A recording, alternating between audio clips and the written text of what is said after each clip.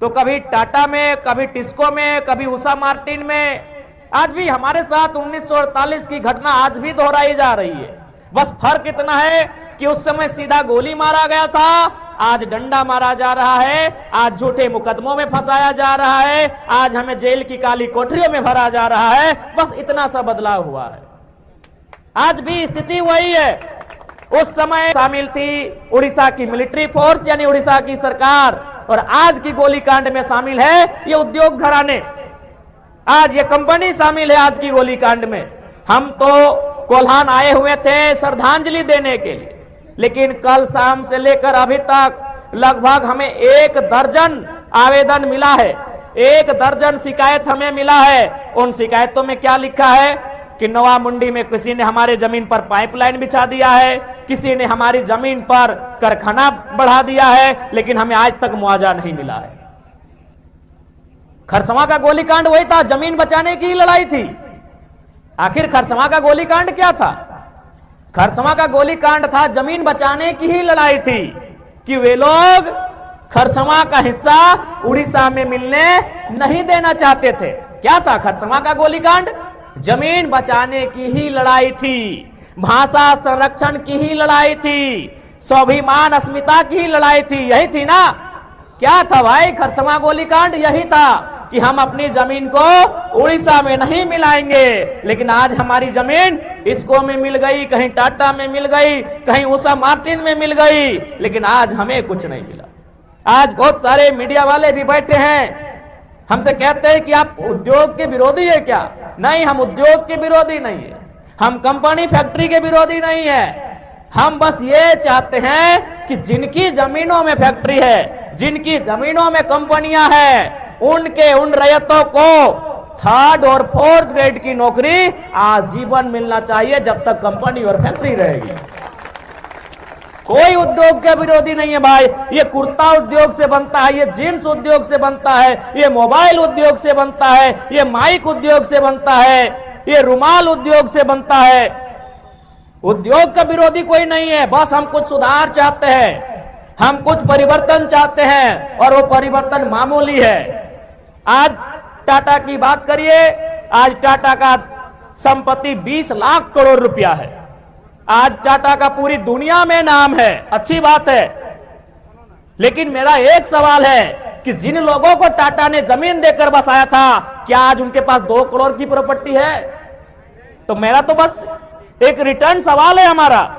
जी हां, आज टाटा की संपत्ति 20 लाख करोड़ की है, लेकिन जिन लोगों ने टाटा को जमीन दिया, क्या वे लोग 2 करोड़ के भी काबिल हो पाए इन 100 सालों में?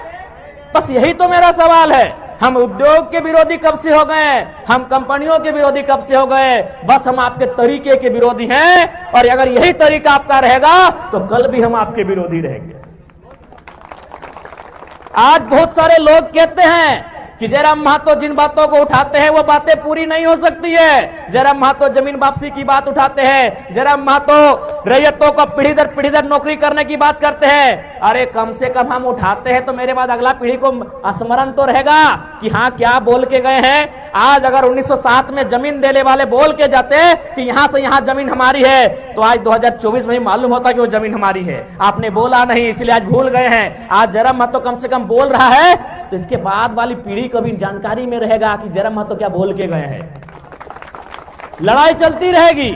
आज लड़ाई हम कई वर्षों से लड़ रहे हैं, कई दशकों से लड़ रहे हैं, हमें लगता है सैकड़ों 100 सालों से लड़ रहे हैं, लेकिन लड़ाई लड़ रहे कि नहीं, चूंकि हमें मालूम है। तो ठीक उसी प्रकार आज अगर जयराम महतो इन मुद्दों को उठा रहा है, अरे आज पूरा हो या ना हो, आने वाली पीढ़ी भी इन मुद्दों को उठाएगी। आज अगर हम ना बोले, आज अगर हम गूंगे हो जाए, तो आने वाली पीढ़ी को आइडिया ही नहीं रहेगा। ठीक है, हम मानते हैं कि जिन विषय को मैं उठा रहा हूं सदन में, जमीन वापसी का मुद्दा, रैयतों को 3rd और 4th ग्रेड में आरक्षण का मुद्दा, ठीक है, हो या ना हो ये सदन का मामला है, लेकिन कम से कम आपके जहन में तो है, आपकी जानकारी में तो है, और आपको भी ये तो तर्क संगत तो लगता है कि हाँ ऐसा होना चाहिए। मेरे बाद कोई और उठाएगा, लेकिन आज अगर जयराम महतो ना बोले तो मेरे बाद कौन बोलेगा फिर? इसलिए मैं जो विषय उठाता हूं, भले वो टेढ़ी खीर हो, भले वो असंभव दिखता हो, लेकिन हमें उस विषय में बढ़ना चाहिए, हमें उस दिशा में आगे बढ़ना चाहिए। बस हमारी यही तो फरियाद है। आज बताइए हम क्या विषय उठाते हैं। आज देखिए एक भाई आके बताए कि सीओ प्रति डिसमिल 1000 रुपए मांग रहा है। हम जमीन की लड़ाई तो आज भी लड़ रहे हैं। सरायकेला गोलीकांड की कहानी हमारे साथ आज भी दोहराई जा रही है।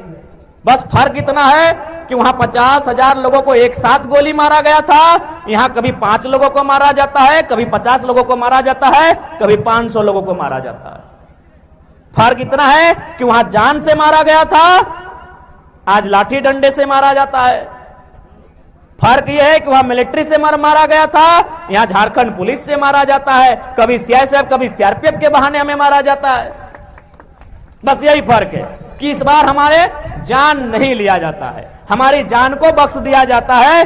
बदले में हमें कानून के कुछ दांवपेच में उलझा के रख दिया जाता है, हमें डरा धमका के रख दिया जाता है और हम पीछे हट जाते हैं। इसलिए आज हमें लगता है झारखंड की जनमानस को एक पुनः उलगुलान की आवश्यकता है। आज देखिए अभी स्टूडेंट वो 15 सालों से 10 सालों से किसी एग्जाम की तैयारी करते हैं। जब उनको लगता है कि नहीं हमारे साथ धोखा हुआ है, वो कभी सड़क जाम कर देते हैं, कभी आगजनी जैसी घटनाओं को अंजाम देने से पीछे नहीं हटते हैं, तो बहुत सारे और घटनाओं को अंजाम दे देते हैं। जबकि वो नौकरी की तैयारी 10 साल से करते हैं ना। यानी जो युवा जो स्टूडेंट 10 साल से नौकरी की तैयारी कर रहे हैं, उनके अंदर इतना गुस्सा है, तो ये जमीन बनाने में हमें कई पीढ़ी लगी है, हमारा गुस्सा कितना होना चाहिए। अरे भाई, जबकि वो नौकरी उनकी गारंटी नहीं है। कोई युवा जो आज तैयारी कर रहा है, अच्छी बात है, वो स्टूडेंट है, वो पार्टिसिपेट किया है, लेकिन क्या वो गारंटी है कि वो नौकरी उसको मिलेगी? लेकिन वो जमीन हमारी गारंटी है, तो हमारा गुस्सा कितना होना चाहिए। एक 10 साल की नौकरी की तैयारी करने वाला युवा गुस्से में इतना आग बबूला होता है कि सड़क को रोंद के रख देता है, रेल और बसों को रोंद के रख देता है। तो सोचिए, जो कंपनियां हमारी जमीन मनमाने ढंग से ले रही है, जिस जमीन को बनाने में कई पीढ़ी लगा है, एक पीढ़ी में जमीन नहीं बना होगा, और कई पीढ़ी तो लगा ही लगा है, साथ में कई 100 सालों से जमीन हमारे पास है। अरे नहीं करने से भी कम से कम मुगल काल से तो जमीन हमारे पास है, अंग्रेज काल से पहले की जमीनें हैं, ये तो सभी जानते हैं। यानी 300 से कम किसी का जमीन नहीं है, 400-500 साल से कम का जमीन किसी का नहीं है। तो 10 साल में जो नौकरी की तैयारी करने वाला युवा गुस्सा हो सकता है, तो 500 साल की हमारी जमीन है, हमें कितना गुस्सा आना चाहिए, उन किसानों को कितना गुस्सा आना चाहिए, उन रैयतों को कितना गुस्सा आना चाहिए कि नहीं आना चाहिए। लेकिन बात यहां यह है ना कि सिस्टम ने इतना नोचा है कि किसान बोलता है छोड़ दो, एक दिन तो ऐसे मरेंगे, क्या है लड़ाई झगड़ा करने वाले हैं, छोड़ दो, जो होगा हमारी तकदीर में ही ऐसा है। कभी आप एक बात सोचे हैं कि भाई जयराम महतो के पीछे झारखंड के लोग दृष्टि क्यों गड़ाए हैं ना। वास्तव में एक किताब का हम एक उदाहरण आपको देते हैं। उस किताब का नाम है झारखंड के विस्थापितों का दर्द। उस किताब को लिखा है पुरुलिया के ज्योतिलाल महतो ने। उस किताब में वो बहुत मार्मिक लाइन लिखा है। वो कंपनियों से विनती करते हुए एक लाइन लिखा है कि हमें छोड़ दो, हम कालांतर से युद्ध लड़ते लड़ते थक गए हैं, अब हमें दामोदर और स्वर्णरेखा की नदियों के किनारे शांत रहने दो, हमें अपने घर परिवार के साथ शांत रहने दो, हम लड़ाई लड़ते लड़ते थक गए हैं।